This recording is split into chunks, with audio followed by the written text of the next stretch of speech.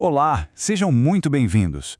Hoje, nós vamos mergulhar num dos eventos mais importantes e discutidos da Bíblia, a ressurreição de Jesus Cristo. Mas o que as Escrituras realmente dizem sobre como isso aconteceu? Será que ele voltou exatamente com o mesmo corpo, um corpo de carne e osso? Ou será que foi de uma forma totalmente diferente? É isso que a gente vai descobrir olhando diretamente o que a Bíblia ensina.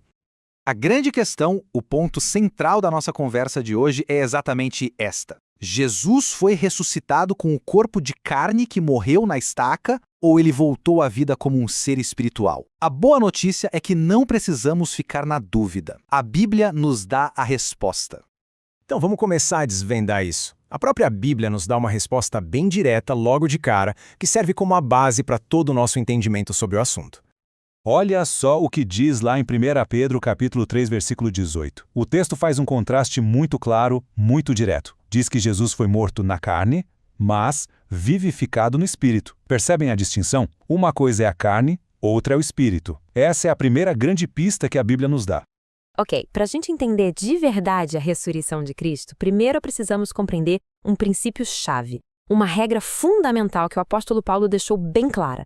E essa é a chave que abre a porta para a gente entender tudo. E essa pergunta não é de hoje, não. O próprio apóstolo Paulo, quase 2000 anos atrás, já levantou essa questão. Ele sabia que as pessoas iam se perguntar sobre isso. E por inspiração divina, ele não só fez a pergunta, como deixou a resposta registrada para a gente. E a explicação que Paulo usa é fantástica, super simples de entender. Ele fala de uma semente. Pensa só, a gente planta um grãozinho, certo? Aquele grão, de certa forma, morre ali na terra para dar vida a uma coisa completamente nova, a planta. O que a gente planta não é a mesma coisa que nasce. Essa ideia de transformação é o ponto central para entender ressurreição.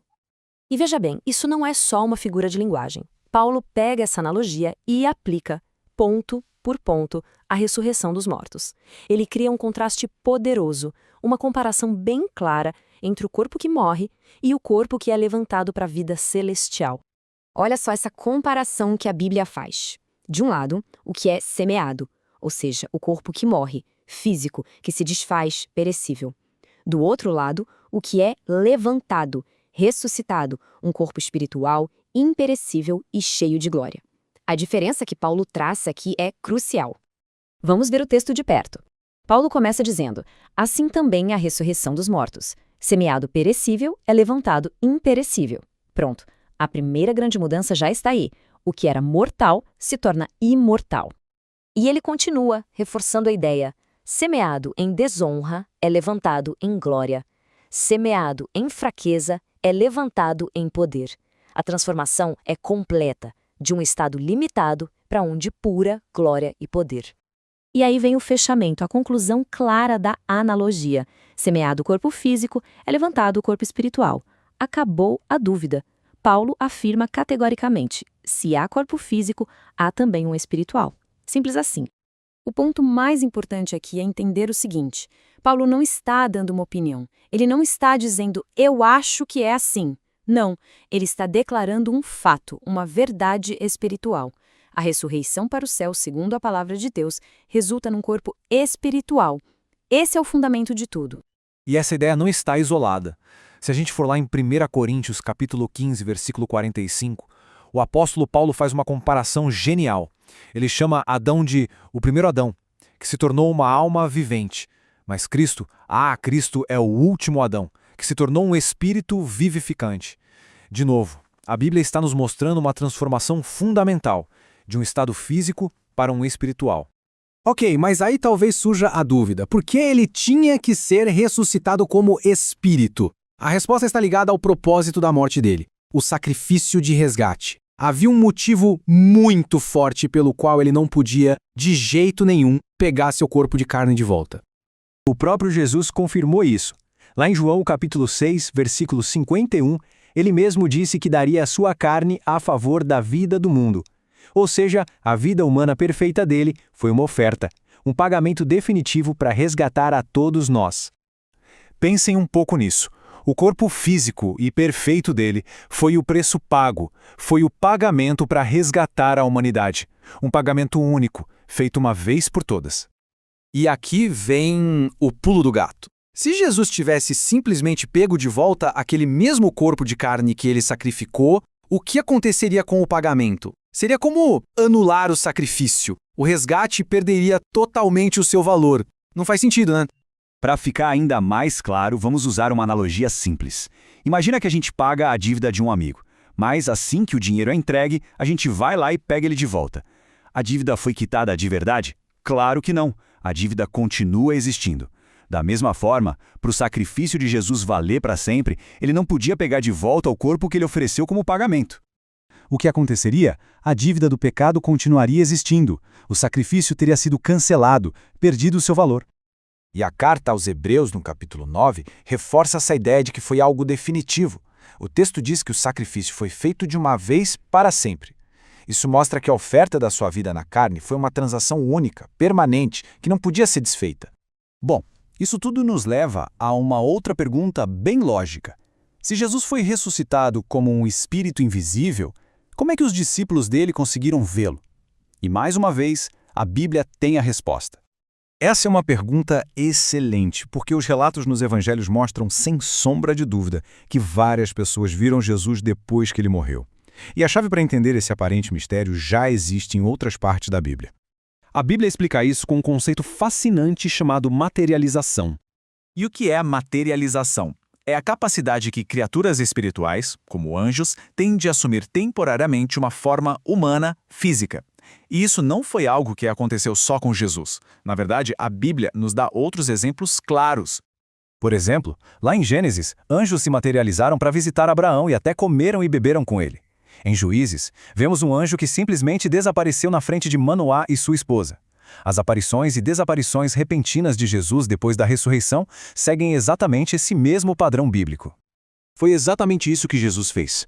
Ele se materializou em corpos diferentes depois da ressurreição. E isso explica por que, em algumas ocasiões, os seus amigos mais próximos não o reconheceram de cara.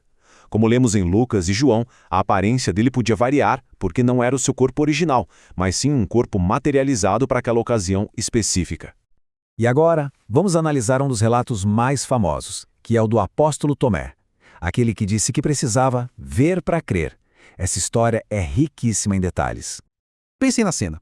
Os discípulos estão todos juntos, trancados numa sala, morrendo de medo. E de repente, do nada, Jesus aparece no meio deles. O simples fato dele ter entrado com as portas trancadas já é uma prova de que ele não estava limitado por um corpo físico normal, certo? Então, por que ele apareceu com as marcas dos pregos nas mãos e no lado? Foi um ato de pura compaixão e paciência. Ele fez isso especificamente para fortalecer a fé de Tomé, que estava duvidando. Ele deu a Tomé a prova física que ele precisava naquele momento. Não era para provar que aquele era seu corpo permanente, mas para ajudar seu amigo. E quando Jesus disse, como está lá em Lucas 24, um espírito não tem carne e ossos como vedes que eu tenho, ele estava acalmando os seus discípulos, mostrando que ele era real, que não era uma assombração ou uma alucinação. Ele estava ali, na frente deles, materializado, tão real quanto os anjos que visitaram Abraão séculos antes. Agora vamos aprofundar um pouco mais. Qual é a natureza desse novo corpo de Jesus?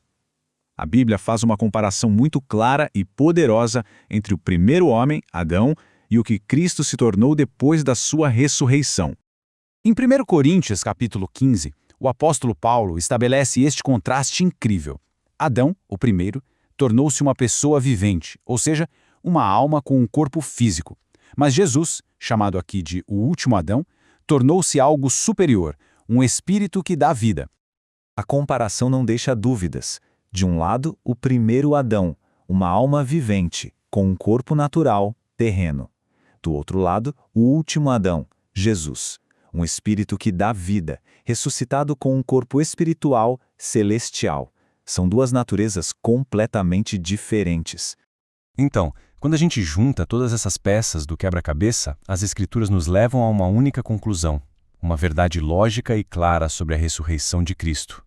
Então, vamos só recapitular os pontos principais. Primeiro, a Bíblia afirma com todas as letras que ele foi ressuscitado no Espírito. Segundo, a validade do sacrifício de resgate dependia disso. Terceiro, suas aparições físicas são perfeitamente explicadas pela materialização, um poder que seres espirituais têm. E quarto, cada aparição teve um propósito claro, construir e fortalecer a fé de seus seguidores. E para não restar nenhuma dúvida, a Bíblia encerra o assunto de forma definitiva. Em 1 Coríntios capítulo 15, versículo 50, o texto diz: carne e sangue não podem herdar o reino de Deus. Essa é uma lei espiritual, e ela se aplica a todos, e inclusive a Jesus, o primeiro a ser ressuscitado para a vida imortal no céu. A conclusão da Bíblia é cristalina. Jesus foi ressuscitado, não em um corpo corruptível de carne, mas como um espírito glorioso, poderoso e cheio de vida.